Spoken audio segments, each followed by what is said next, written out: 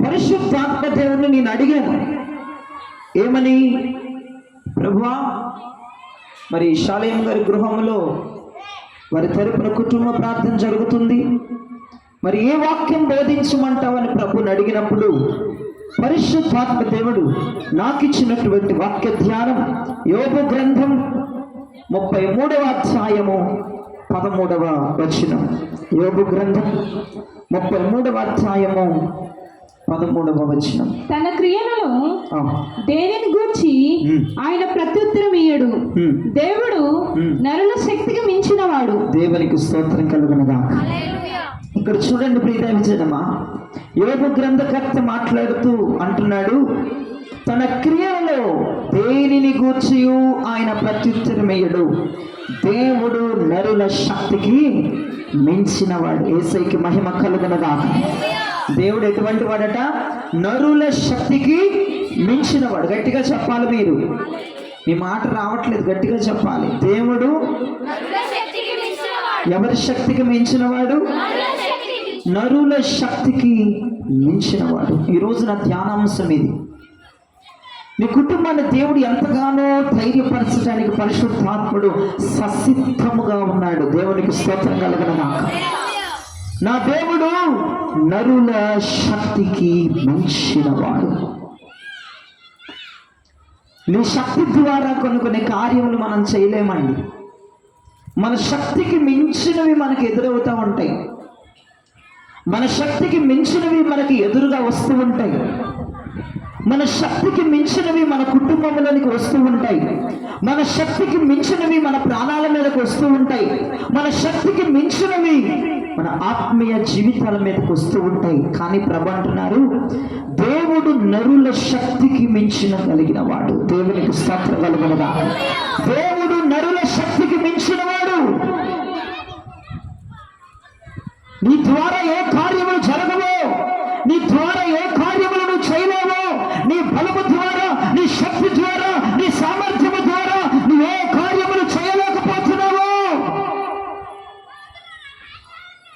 నీ శక్తికి మించిన కార్యములు దేవుడు చేయగలిగేదానికి ససిద్ధముగా ఉన్నాడు. నా దేవుడు నరుల శక్తికి మించిన వాడు. నీ సామర్థ్యములకు మించిన వాడు, నీ శక్తికి మించిన వాడు, నీ బలానికి మించిన వాడు. నా దేవుడు మించిన వాడిగా ఈ రోజున ప్రత్యుత్తరం ఇస్తూ ఉన్నాడు. నీ బలం, నీ శక్తి, నీ సామర్థ్యానికి మించిన వాడు నువ్వు. నేను ఆరాధించుచున్న దేవుడు, నీవు నేను ఆరాధిస్తున్న దేవుడు మించిన వాడుగా మనకి ఇక్కడ యోబు గ్రంథకర్త మాట్లాడుతూ ఉన్నాడు. దేవుడు నరుల శక్తికి మించినవాడు కదా. ఏం చేస్తాడు దేవుడు? దేవుడు ఏం చేయగలిగిన సమర్థుడో కీర్తనకారుడు అంటున్నాడు. 35వ కీర్తన 10వ చరణంలో, 35వ కీర్తన 10వ చరణంలో ఒకసారి చూడండి. అప్పుడు యెహోవా నీ వంటి వాడెవడు? యెహోవా నీ వంటి వాడెవడు? మించిన బలము గల వారి చేతి నుండి, అదుగో మించిన బలము గల వారి చేతి నుండి, దీనులను దోచుకుని వారి చేతి నుండి, దీనులను దరిద్రులను విడిపించువాడవు నీవే అని నా ఎముకలన్నీ చెప్పుకొనొచ్చినవి. గట్టిగా కొడితే చప్పట్లు కొట్టి ప్రభువును స్తుతించారు. వినండి, ఇక్కడ ప్రభు ఏం చేయగలిగిన వాడంటే, మించిన బలము గల వారి చేతి నుండి దేవుడు మనల్ని విడిపించగలిగిన సమర్థుడు. మించిన బలము గలవారు, మించిన బలము గలవారు. ఈరోజు మీకు అర్థం అవ్వాలి వాక్యం. చాలా జాగ్రత్తగా దృష్టి పెట్టి వినండి. శరీరంతో కాదు, ఆత్మతో వినండి. మించిన బలము కలిగిన వారు. యోబు గ్రంథకర్త అన్నాడు, దేవుడు నరుల శక్తికి మించిన వాడని. ఏం చేయగలడు దేవుడు నీ జీవితంలో, నీ కుటుంబ జీవితంలో? దేవుడు ఏం చేయగలడంటే, నీకు మించిన బలము కలిగిన వారి చేతి నుండి దేవుడిని విడిపించగలడు. మించిన బలము కలిగిన వారి చేతి నుండి దీనులను దరిద్రులను దేవుడు విడిపించగలిగిన వాడని ఇక్కడ వాక్యం సెలవిస్తుంది. నీకంటే, నీ ఆస్తి కంటే నీ అప్పు మించిపోవచ్చు, నీ అప్పు మించిపోవచ్చు. నీ ఆస్తి కంటే అప్పు మించిపోవచ్చు,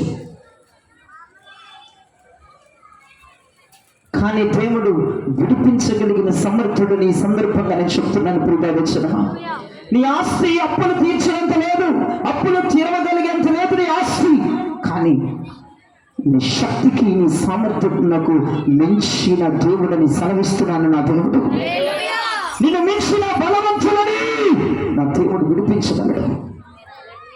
నీకంటే నీకంటే నీకంటే నీకంటే శత్రువు మించున్నాడేమో,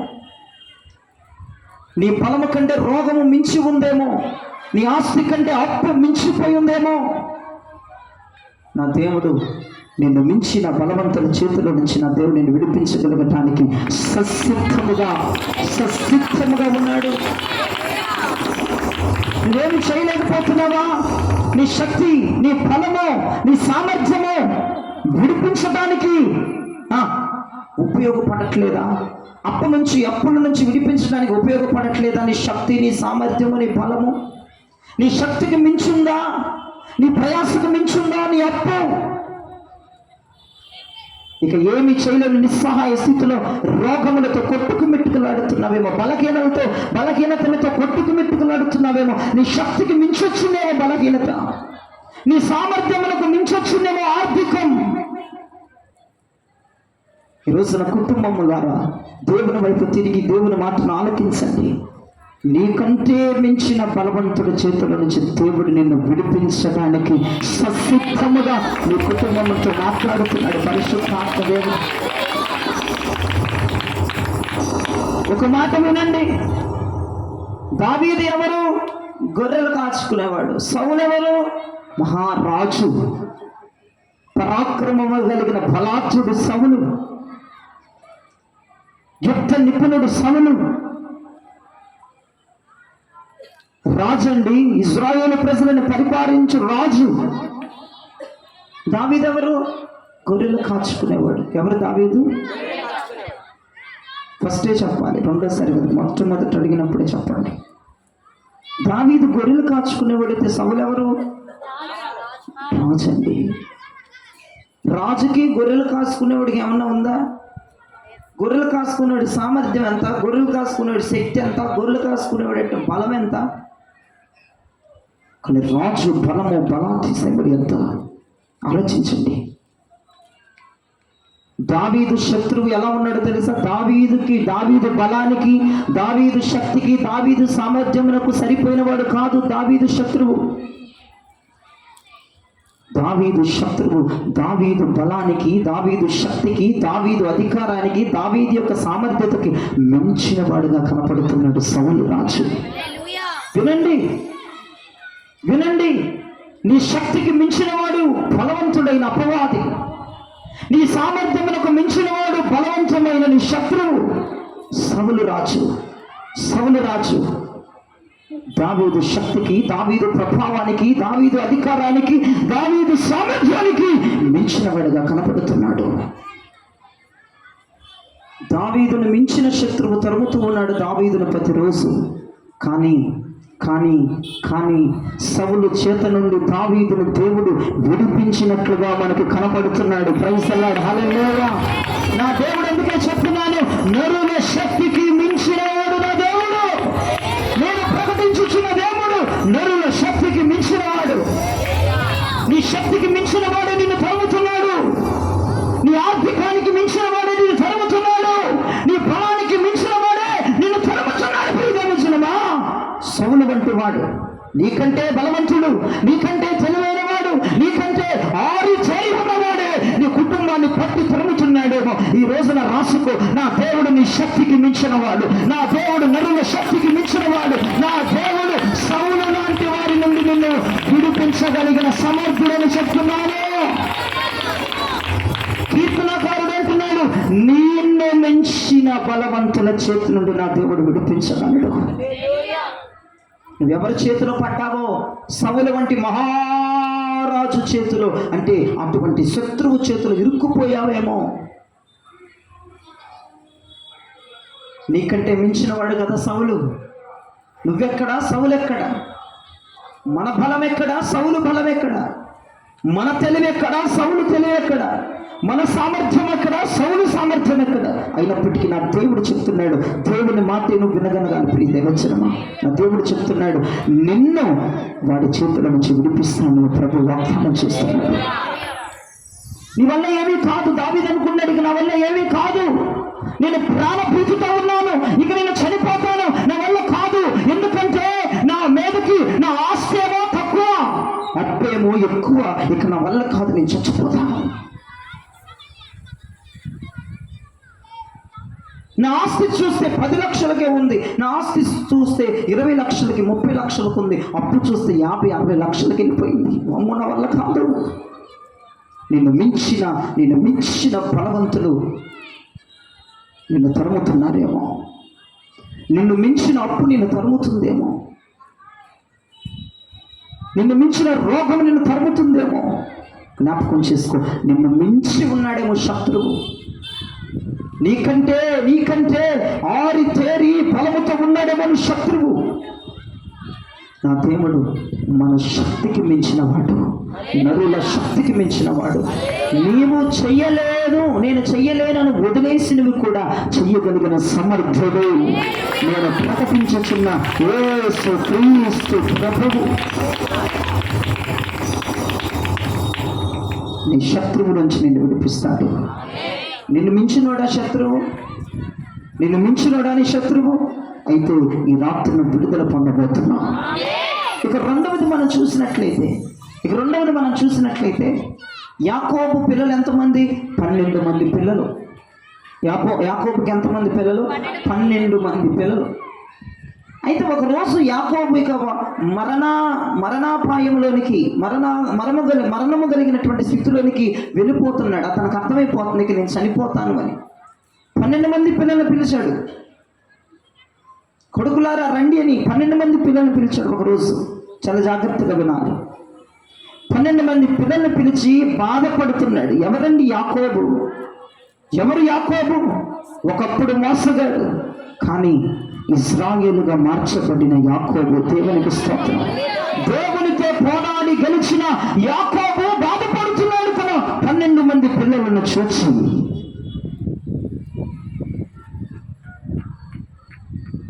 అతను చనిపోతాడు అని డిక్లేర్, అంటే ఇక నేను మరణాపాయ స్థితిలోనికి వెళ్ళిపోతున్నాను. ఒకసారి నా పిల్లల్ని పిలిచి వారితో మాట్లాడాలనుకున్నాడు. 12 మంది పిల్లల్ని పిలిచాడు. యాకోబు ఎవరు? దేవునితో పోరాడి గెలిచిన వాడు యాకోబు. దేవునితో పోరాడి గెలిచినటువంటి యాకోబు 12 మంది పిల్లలను చూసి పిలిచి వాడితో మాట్లాడుతూ ఏడుస్తున్నాడు. పెద్ద కుమారుడా రూబేనా. పెద్ద కుమారుడు పేరు రూబేను.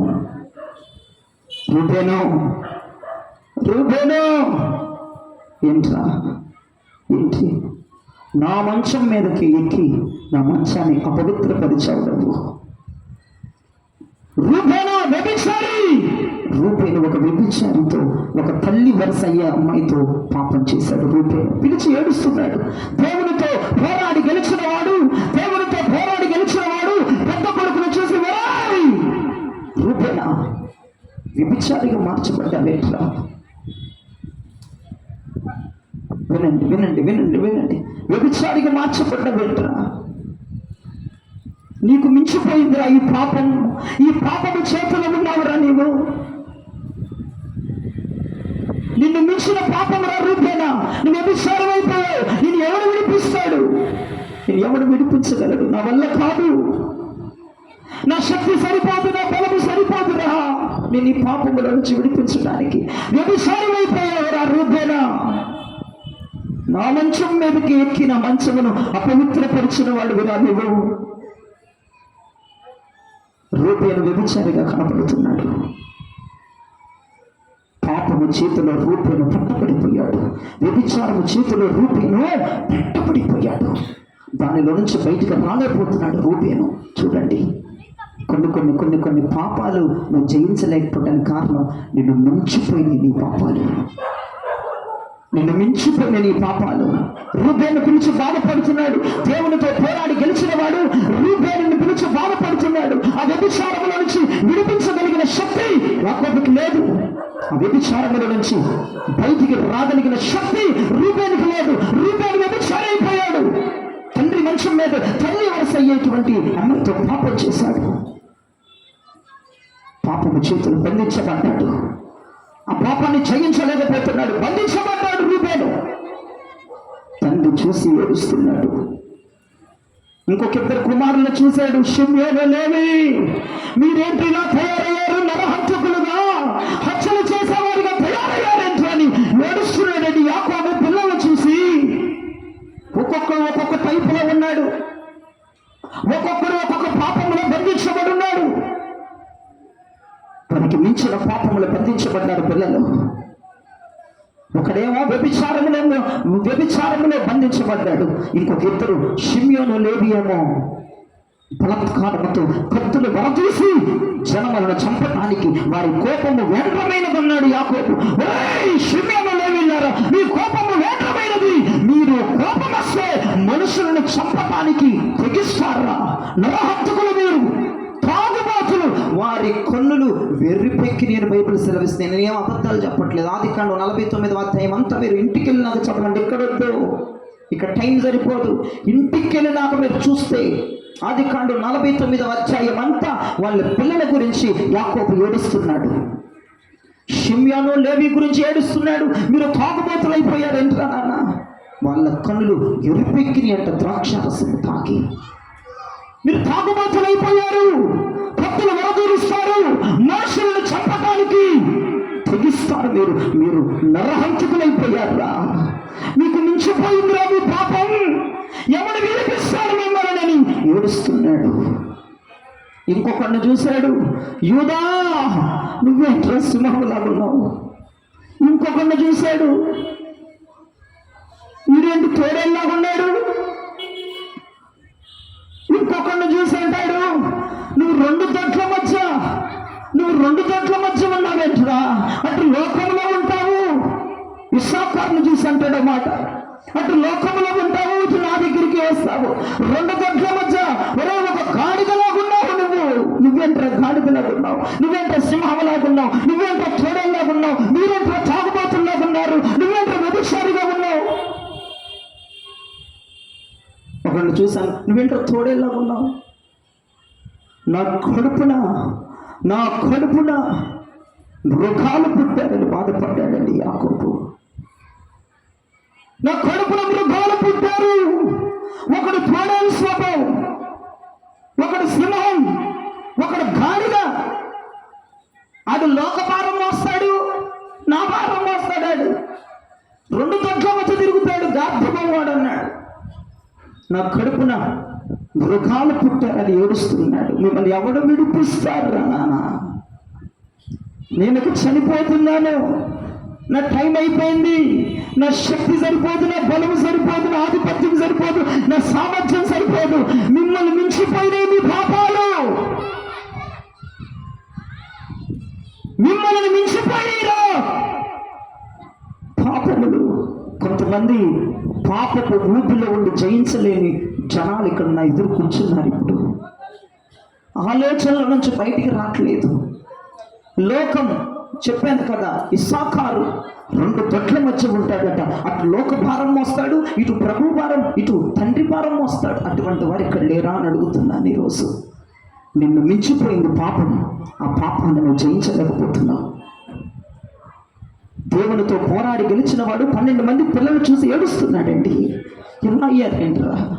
నా కడుపును పుట్టిన మీరు ఇట్లా పాపంలో బంధించబడ్డారేంట్రా? మిమ్మల్ని ఎవరు విడిపిస్తారా? మీరు వాటిని జయించలేకపోతున్నారు కదా. మీరు ఆ పాపములకు రాజీ పడిపోతున్నారు కదా. ఆ పాపములో నిలిచిపోతున్నారు కదా. ఎవరు విడిపిస్తారు నిన్ను? నేను ఎవరు విడిపించామన్నాడు అని తండ్రి పిల్లలను చూసి ఏడుస్తా ఉన్నాడు, బాధపడతా ఉన్నాడు. ఆలోచించండి ప్రియ దైవజనమా, ఆలోచించండి. దేవుడు ఏం చేశాడంటే ఆ పిల్లలు, యాకోబు పిల్లల పాపమును విడిపించడానికి దేవుడు ఒక ప్రవక్తను లేపాడు. గట్టిగా చప్పట్లు కొట్టాలి. ఒక ప్రవక్తను దేవుడు లేపాడు. ఒక ప్రవక్తను దేవుడు తీసుకొచ్చాడు. యాకోబు పిల్లల యొక్క ఆ పాపం యొక్క బానిసత్వం ఆ పిల్లలని మించిపోయిన మించిపోయినాయి వాళ్ళ పాపాలు, మించిపోయినాయి. మనల్ని మించిపోతాయి కొన్ని పాపాలు. ఆలోచనల నుంచి బయటికి రావు, నిర్లక్ష్యం నుంచి బయటికి రాలేవు, వ్యభిచారం నుంచి బయటికి రాలేవు, అక్రమముల నుంచి బయటికి రాలేవు, నువ్వు దేశం నుంచి అసలు బయటికి రాలేవు, లోక స్నేహం నుంచి బయటికి రాలేవు. కొన్ని వదులుకోలేకపోతున్నావు, కొన్ని బాధ్యతలను, కొన్ని స్నేహాలను, కొన్ని ఆలోచనలను, కొన్ని టెంప్టేషన్స్ నువ్వు జయించలేకపోతున్నావు. నిన్ను మించిపోయే పాపాలు, నీ శక్తికి, నీ సామర్థ్యమునికి, నీ పలుకుబడుకు మించి పాపం నీ మీద ఏలుబడి చేస్తుంది. నేను అనగదొరుకుతుందా? అయితే యాకోబు పిల్లల యొక్క పాపము నుంచి విడిపించడానికి దేవుడు ఒక ప్రవక్తను లేపాడు. ఆ ప్రవక్త పేరు మోషే. ప్రభుకు స్తోత్రం చెప్పండి. మోషే నీళ్లలో నుంచి తీయబడిన వ్యక్తి, నీళ్లలో నుంచి తీయబడిన వ్యక్తి. ప్రైజ్ ది లార్డ్, హల్లెలూయా. నీళ్లలో నుంచి తీయబడిన వ్యక్తి మోషే. ఇశ్రాయేలు 12 గోత్రములు. ఆ 12 గోత్ర కర్తలు ఎవరికి చెందినవారు చెప్పండి? ఎవరికి చెందినవారు? యాకోబుకు చెందినవారు కాదా? ఆ 12 మంది పిల్లలు యాకోబు చెందినవారు కాదా? 430 సంవత్సరాలు, 430 సంవత్సరములు ఆ ఇశ్రాయేలు గోత్ర కర్తల పాపములో ఉంటే మోషే వంటి ప్రవక్తలన్నీ ఆ 430 సంవత్సరములు ఉన్నటువంటి ఆ బానిసత్వములో వారికి మించి ఉన్నటువంటి పాపముల నుండి, వారికి మించి ఉన్నటువంటి ఆ యొక్క ఆలోచనల నుండి, వారికి మించి ఉన్న వ్యభిచారము నుండి, వారికి మించి ఉన్న అక్రమము నుండి ఈ మోషే అన్న వ్యక్తును ఆ 12 మంది గోత్ర కర్తల ఆ జనాంగమును దేవుడు విడిపించి బయటకు తీసుకొచ్చాడు. మోషే ద్వారా దేవుడు యాకోబు పిల్లలని పాపముల నుంచి విడిపించాడని. వినండి 12 మంది అపోస్తుల పేరులు పరలోకపు పునాదుల మీద ఉంటే, 12 మంది అపోస్తుల పేరులు పరలోకపు పునాదుల మీద ఉంటే, 12 మంది యాకోబు పిల్లల పేర్లు పరలోకపు గుమ్మముల మీద రాయబడి ఉన్నాయట.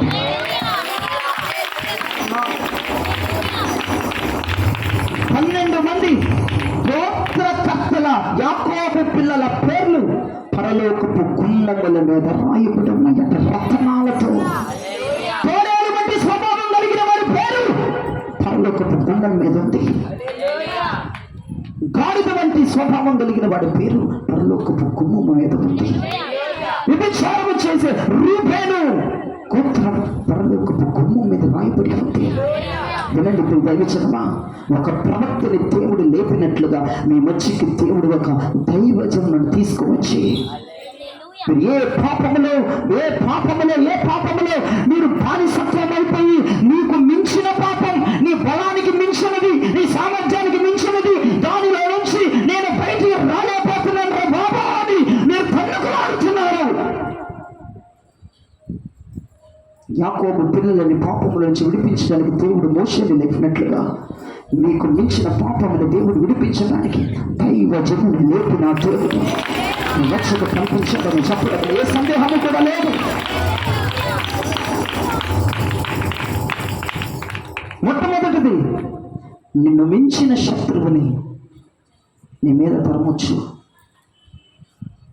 నీ ఆస్తిని మించిపోయిన అప్పు, నీ బలాన్ని మించిపోయిన అనారోగ్యం దేవుడు విడిపిస్తాడా? విడిపించాడా? ఖచ్చితంగా విడిపించగలిగిన దేవుడు. అంతేకాదు, పాపము నిన్ను మించిపోయింది, దాన్ని ఎంత వదులుకుందామన్నా వదులుకోలేకుండా నిన్ను మించిపోయిన పాపముతో నువ్వు కట్టబడి ఉన్నావు. ఖచ్చితంగా నిన్ను విడిపించడానికి దేవుడి రాత్రి ససిద్ధముగా దైవజనుని రూపంలో ఇక్కడికి వచ్చి నిలబడినతో మాట్లాడుతున్నాడు. నిన్ను మించిపోయిన పాపం రాత్రి విడిపించబడబోతుంది. అంతేకాదు, ఒకరోజు పౌలు గారు, అపోస్తుడైన పౌలు, మహానుభావుడు ఏడుస్తున్నాడు. రోమా పత్రికలో 7వ అధ్యాయం మీరు ధ్యానిస్తే ఏడుస్తున్నాడు పౌలయ్య గారు. ఏమని ఏడుస్తున్నాడు? రోమా పత్రిక 7వ అధ్యాయం 19వ వచనంలో ఏమని ఏడుస్తున్నాడు పౌలయ్య? నేను చేయగోరు మేలు చేయక చెయ్యగోరని కీడు ప్రభువా, నా తండ్రి, నేను ఏమి చెయ్యగోరు అనుకుంటున్నానో అదే చేసేస్తున్నానయ్యా. నేను ఎవరితో మాట్లాడకూడదు అనుకుంటున్నానో వారితోనే మాట్లాడేస్తున్నానయ్యా. నేను ఏది చెయ్యొద్దనుకుంటానో అదే చేస్తున్నాను స్వామి అని ఏడుస్తున్నాడు. పౌలు గారికి మించిపోయింది ఆ పాపం. కీడు చేయకూడదు అనుకుంటాడట, అదే చేస్తాడట. ఆ ఇంటికి వెళ్ళకూడదు అనుకుంటాడంట, ఆ ఇంటికి పోతాడంట. వీళ్ళతో స్నేహం ఇక కట్ చేసుకోవాలనుకుంటాడంట, వాళ్ళతోనే మళ్ళీ పొత్తు కుదిరించుకుంటాడంట. ఏది చేయకూడదు అనుకుంటున్నానో ప్రభువా అదే చేసేస్తున్నానయ్యా అని ఏడుస్తున్నాడు. 8వ అధ్యాయం 2వ వచనంలోకి వచ్చేటప్పటికి పౌలు గారు అంటున్నారు, ఏమంటున్నారు చూడండి. 8వ అధ్యాయం 2వ వచనంలోకి వచ్చేటప్పుడు పౌలు గారు అంటున్నారు, క్రీస్తు యేసునందు జీవమునిచ్చు ఆత్మ యొక్క నియమము, పాప మరణముల నియమము నుండి దేవుడు నన్ను విడిపించెను. గట్టిగా చప్పట్లు కొట్టండి. దేవుడు నన్ను విడిపించాడు. పాపము యొక్క నియమముల నుండి దేవుడు నన్ను విడిపించాడు. ఎంత వ్యత్యాసం ఉందండి. 7వ అధ్యాయంలోనేమో నేను ఏమి చేయకూడదు అనుకున్నాను అదే చేస్తానని అంటున్నాడు. 8వ అధ్యాయంలోకి వచ్చేటప్పటికి ఆత్మశక్తి నన్ను విడిపించింది. పాపము యొక్క నియమము నుంచి నన్ను విడిపించిన ఆత్మశక్తి, పరిశుద్ధాత్మ శక్తి తన పాపం నుంచి విడిపించింది. పరిశుద్ధాత్మ శక్తి ఏమి చేయకూడదు అనుకుంటున్నానో అదే చేస్తున్నాను కదా, దాని నుంచి నన్ను విడిపించిందని పౌలు మహాభక్తుడు సాక్ష్యం ఇస్తున్నాడు. మీరండి ప్రియదైవజనమా, నీ మీదకి వచ్చిన పాపాలు నిన్ను మించిపోయి ఉన్నాయి, నీ శక్తికి మించిపోయి ఉన్నాయి, నీ సామర్థ్యతకు మించిపోయి ఉన్నాయి, నీ బలానికి మించిపోయి ఉన్నాయి. ఈ రోజున మన దేవుడు ఎవరని చెప్పాను, నరుల శక్తికి మించినవాడు. నీ పాపము నుంచి బయటపడటం నీ శక్తి వల్ల కాదేమో, నీ సామర్థ్యం ద్వారా కావట్లేదేమో, నీ బలము ద్వారా కావట్లేదేమో, కానీ నా దేవుడు నీ శక్తికి మించినవాడు. కాబట్టి నీ పాపముల నుండి విడిపించగలిగిన శక్తి కలిగిన నా దేవుడిని సెలవిస్తున్నా. విడిపిస్తాడు నిన్ను. మన దేవుడు శక్తి కలిగిన వాడే కాదా? ఎవరి చేతుల నుంచి మించిన బలవంతుల చేతి నుండి విడిపించగలిగిన సమర్థుడు. నిన్ను మించిపోయిన పాపము చేతుల నుండి నిన్ను విడిపించగలిగిన దేవుడు. Praise the Lord, praise the Lord, praise the Lord. అందుకే ఒక భక్తుడు ఇలా అన్నాడు, మించిన బలవంతుల చేతి నుండి తప్పించిన యేసుదేవుడా, వంచనకారుల వలన నుండి తప్పించిన హృదయనాథుడా, నిరాశలలో నన్ను దర్శించితివే, ఆదరించితివే,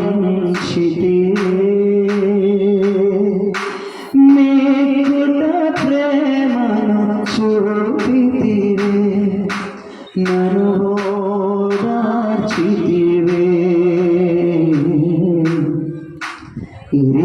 ఇరిగినానయా నీకేది అసాధ్యము కాదని, తెలుసుకున్నానయా నీతో నేను చేస్తానని.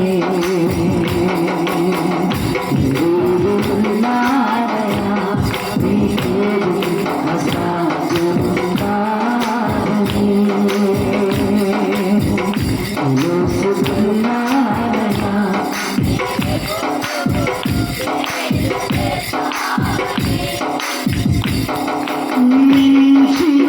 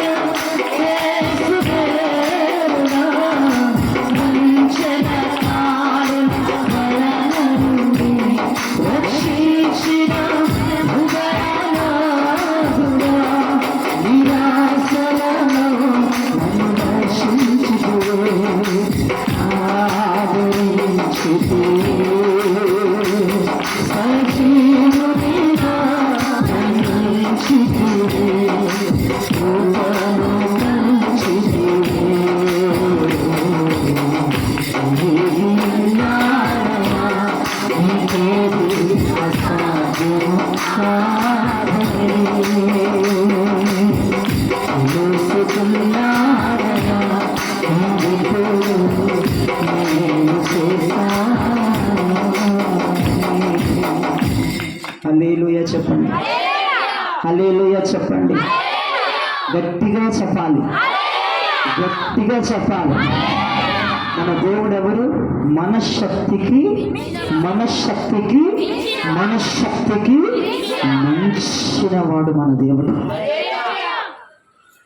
నీ శక్తికి మించిన వాడేమో నిన్ను తరుముతున్న అపవాది, నీ ఆస్తికి మించి ఉందేమో నీ మీదకు వచ్చిన అప్పు, నీ ఫలానికి మించి ఉందేమో నీ మీదకు వచ్చిన రోగం.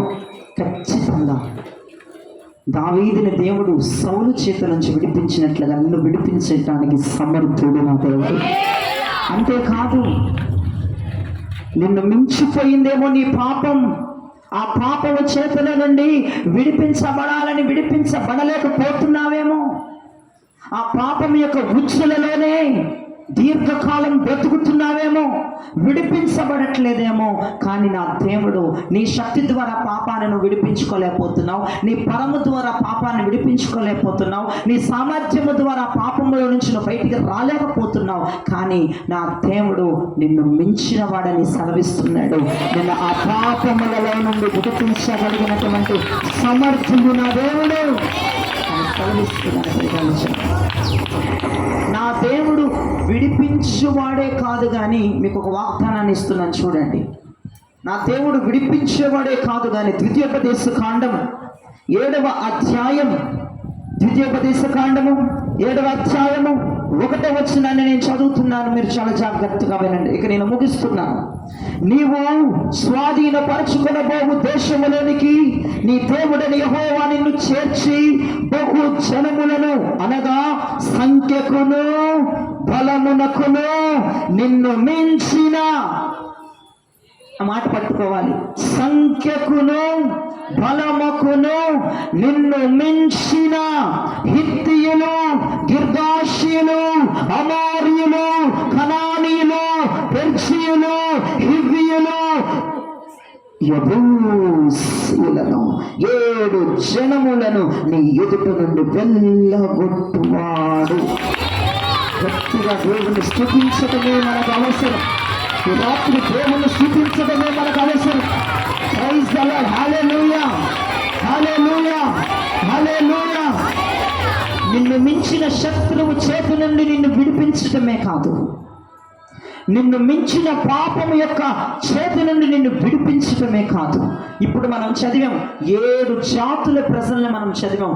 7 జాతులు, 7 రకాల పాపములు. దేవుని కృప ఉంటే 7 జాతుల గురించి మనం తర్వాత చెప్పుకుందాం చర్చ్లో. 7 ఇప్పుడు మనం చదివిన హిత్తీయులు, గిర్గాషీలు, అమోరీలు, కనానీయులు, పెర్జీయులు, హివ్వీయులు, యెబూసీలు అనేవి పాపాలు. అపవాది వద్ద నుంచి వచ్చుచున్న 7 రకములకు సంబంధించిన పాపాలు. ఈ పాపముల నుండి దేవుడు మనల్ని ఏం చేస్తాడంట? విడిపించడమే కాదు కానీ ఈ పాపములు మన కళ్ళ ఎదుటుండకుండా వాటిని తరిమి కొడతాడట. నీకు కనబడకుండా వాటిని తరిమి కొడతాడట. యేసయ్యకు స్తోత్రం చెప్పండి. 7 రకములైనటువంటి పాపములు, 7 రకములైనటువంటి రోగములు, 7 రకములైనటువంటి ప్రతి ఒక్క భయంకరమైన దురాత్మ శక్తులు నీ కుటుంబం ముందు నిలబడకుండా దేవుడు వాటిని తరిమి కొడతాడు. అవి నీ కళ్ళకి కనబడకుండా దేవుడు చేస్తాడు. అవి నీ కళ్ళకి కనబడకుండా దేవుడు చేస్తాడు. వినండి, నా దేవుడు విడిపించేవాడే కాదు, నా దేవుడు నీ కళ్ళ ఎదుట పాపము కనబడకుండా, నీ కళ్ళ ఎదుట ఆ శత్రువులు కనబడకుండా నా దేవుడు తరిమి తరిమి తరిమి తరిమి తరిమి తరిమి తరిమి తరిమి నీ ఎదుట నుండి నీ కళ్ళకి కనబడకుండా తరిమి కొట్టగలిగిన సమర్థుడై ఉన్నాడు. హల్లెలూయా. నిన్ను విడిపించేవాడే కాదు, శత్రువుల్ని ఎదుట నుంచి వెళ్ళగొట్టేవాడు కూడా నా దేవుడు. వినండి, బైబిల్ గ్రంథంలో పేతురు గారు ఒకసారి అబద్ధం ఆడారు, తర్వాత అబద్ధం ఆడినట్లు బైబిల్ చరిత్రలో లేదు. దావీదు ఒకసారే పాపం చేశాడు, తర్వాత మరలా పాపం చేసినట్లు చరిత్రలో లేదు. సమరయ స్త్రీ కుండ విడిచిపెట్టింది, వ్యభిచారాన్ని విడిచిపెట్టేసింది, తర్వాత మరలా తనకి పెనిమిట్లు ఉన్నట్లుగా బైబిల్ చరిత్రలో లేదు. అంటే దానికి అర్థం ఏంటి? దేవుడు పాపమును, శత్రువుని మన కళ్ళ ముందు ఉంచకుండా తరిమి కొడితే మరలా మన జీవితంలోనికి అవి రావని సెలవిస్తున్నాను. వాటిని తరిమి కొట్టాడు, నీకు కనబడకుండా దేవుడు వాటిని ఎక్కడో దూరంగా తీసుకెళ్ళి హత్తు మార్చాడు. నీ కళ్ళ ముందు నుండి దేవుడు చెప్పాడు కదా ఇజ్రాయేల్ ప్రజలతో, నీకు ఎన్నడూ ఆ శత్రువులు మీరు చూడరు, ఎన్నడూ ఐగుప్తీయులను మీరు చూడరు, ఎన్నడూ ఆ పాపాన్ని నువ్వు చూడవు, ఎన్నడూ ఆ శత్రువులను నువ్వు చూడవు. ఈ కుటుంబంతో చెప్తున్నాను, యేసులో వచ్చిన కుటుంబాలతో చెప్తున్నాను, ఇక ఎన్నడూ నువ్వు చూడకుండా దేవుడు నీ పాపాన్ని నీ కళ్ళ ఎదుటి నుండి తరిమి కొట్టబోతున్నాడు. నువ్వు ఎన్నడూ చూడకుండా దేవుడు శత్రువుని, అప్పమైన శత్రువు, రోగమైన శత్రువు, ఆర్థికమైన శత్రువు, బలహీనమైన శత్రువు, పాపమైన శత్రువు ఎన్నడూ చూడవు. ఇది వాగ్దానం. 7 జాతుల శత్రువులు నీ కళ్ళ ముందు కనబడకుండా దేవుడు తరిమి తరిమి తరిమి తరిమి కొట్టబోతున్నాడు. ఎన్నడూ నువ్వు చూడవు, మరెన్నడూ నువ్వు చూడవు, మరెన్నడూ నువ్వు చూడవు. నేను ప్రకటిస్తున్న దేవుడు నరుల శక్తికి మించిన వాడు, నా శక్తికి మించిన వాడు నా దేవుడు. నీ వల్ల కాని పనులు నా దేవుని వల్ల అవుతాయి. మీరు చెప్పొచ్చు, దావీదు చెప్పాడు, అయ్యా సౌలు నాకంటే గొప్పవాడు కాడా, నేనెంతటి వాడినయ్యా, వాడితో పొత్తు కుదిరింది ఏంటయ్యా నాకు, వాడి విషపు చూపులు పోనీ నా స్టేజ్కి మించిన, నేను గొర్రెల కాపురను కాబట్టి ఇంకొక గొర్రెల కాపురి నా మీద విషపు చూపించితే నేను ఎలాగోలా విడిపించబడతాను. ఈ గొర్రెల కాపురాడికి దేశాన్ని పరిపాలించే రాజుకు పొత్తు పడింది ఉంటాయ్యా, ఇక నేను చచ్చిపోతానని డిసైడ్ అయిపోయాడు దావీదు. మీకు అర్థమవుతుంది అనుకుంటున్నాను నేను. ఇప్పుడు నేను గొర్రెలు కాసుకునేవాడిని, ఇంకొకడు కూడా మా ఇల్లు ఇక్కడ ఉంది, ఎదురోడు కూడా గొర్రెలు కాసుకునేవాడే. ఆడికి నాకు పొత్తు పడితే బాగానే ఉంటుంది, ఎట్టొకట్టు బయటకు వస్తాం. గొర్రెలు కాసుకునేవాడు దేశాన్ని పరిపాలించే రాజుకి పొత్తుపడింది. ఇప్పుడు ఏమనుకుంటున్నాడు దావీదు, ఇక నా పని, ఇక నన్ను ఎవడు విడిపిస్తాడు? సౌలు విషపు చూపులు చూస్తున్నాడు, నన్ను ఎవడు విడిపిస్తాడు అనుకుంటున్నాడు. కానీ నా దేవుడు దావీదు శక్తికి మించిన వాడని నేను ప్రకటిస్తున్నాను రాత్రి. నీకంటే నీ శత్రువు 1000 రెట్లు ఎక్కువ ఉన్నాడా? ఇక నా పని అయిపోయింది అనుకుంటున్నావా? నా జీవితం ఇక నా సర్వనాశనం అనుకుంటున్నావా? నీకంటే తోపాని శత్రువు, నీకంటే అధికార, నువ్వు లో లెవెల్లో ఉన్నావా? నీ శత్రువు భయంకరమైన వాడా? నీ శత్రువుకి పలుకుబడులు ఉన్నాయా? నీ శత్రువుకి అనేకమైనవి ఉన్నాయేమో, నీకేమీ తెలియదేమో, వాళ్ళకి నీకు పొత్తుపడిందేమో. ఈ రాత్రి చెప్తున్నాను, నీ శక్తికి మించిన వాడు నా దేవుడు. ఆ పలుకుబడి, ఆ సామర్థ్యము, ఆ గొప్పతనము ఉన్న ఆ శత్రువు నోట నుండి నిన్ను విడిపించగలిగిన సమర్థుడు నా దేవుడని చెప్తున్నాను. అంతేకాదు, అయ్యో ఈ పాపాన్ని జయించలేకపోతున్నాను, అయ్యగారు ఎన్నిసార్లు చెప్తున్నారు, నా వల్ల కావట్లేదు, ఓడిపోతున్నాను, రాజీ పడిపోతున్నాను, నమస్కారం చేసేస్తున్నాను, అయ్యో ఈ పాపాన్ని నేను జయించలేకపోతున్నాను అని అనుకుంటున్నావేమో. నరుల శక్తికి మించిన వాడని సెలవిస్తున్నాను నా దేవుడు. ఏ పాపముల నుంచి నువ్వు బయటికి రాలేకపోతున్నావో, ఏ వ్యసనాల నుంచి బయటికి రాలేకపోతున్నావో, యాకోబు ఏడుస్తున్నాడు రూబేను చూసి, ఒరే వ్యభిచారి, నా మంచం ఎక్కే అపవిత్రపరిచావు కదరా నా మంచాన్ని, నువ్వు వ్యభిచారి, ఎవడు విడిపిస్తాడు అని ఏడుస్తున్నాడు. కానీ విడిపించడానికి దేవుడు మోషే లాంటి ప్రవక్తను ఎన్నుకున్నాడు. యాకోబు 12 మంది గోత్రపు పిల్లలని దేవుడు విడిపించాడు. వాళ్ళ పేర్లు పరలోక పట్టణ గుమ్మముల మీద ఉన్నాయి. ఈ రోజున నీ పేర్లు కూడా దేవుడు రత్నములతో అక్కడ చెక్కాలని నేను వాక్యం చెప్తున్నాను. కానీ ఎవరిని టార్గెట్ చేసి నేను ఏ వారం కూడా వాక్యం చెప్పను. దయచేసి నన్ను మిస్యూజ్ చేసుకోవద్దు ప్లీజ్. నన్ను టార్గెట్ చేసి చెప్తున్నారు. ఎందుకు నేను దాకల గద్దింపును తీసుకొస్తానంటే, మీ పేరులు రత్నాలతో గుమ్మముల మీద చెక్కబడాలని. అర్థమవుతుందా? మీరు మిస్యూజ్ చేసుకొని పొద్దుగూకులను తిట్టుకోవద్దు దయచేసి. నేను అందుకే చెడైపోతున్నాను అందరికీ ఈ వాక్యాలు మాట్లాడి, పొద్దుగూకుల గద్దింపు వాక్యాలు మాట్లాడుతూ. నేను చెడైనా పర్లేదు, నేను నిందించమన్నా పర్లేదు, కానీ మీ పేర్లు రత్నాలతో చక్కబడాలన్న ఆశ నాలో ఉంది, ఆ తపన నాలో ఉంది, ఆ కోరిక నాలో ఉంది. 12 గుమ్మముల పైన ఒక్కొక్కడి పేరు రాయబడింది. పరలోక పట్టణపు గుమ్మముల పైన యాకోబు పిల్లల పేర్లు. ఆలోచించండి. ఈ రోజున షాలేం రాజు కుటుంబానికి ఒక శక్తివంతమైన వర్తమానాన్ని దేవుడు పంచాడు. వచ్చిన సంఘ బిడ్డలకి, మీ కుటుంబాలకు దేవుడు ఒక శక్తివంతమైన వర్తమానాన్ని దేవుడు అందించాడు. మీ శక్తికి దేవుడు మించినవాడు, ఆయనకి సమస్తము సాధ్యమే. దేవుడు శత్రువుని, నీకు మించిన శత్రువుని తరిమి కొడతాడు ఈ రాత్రి.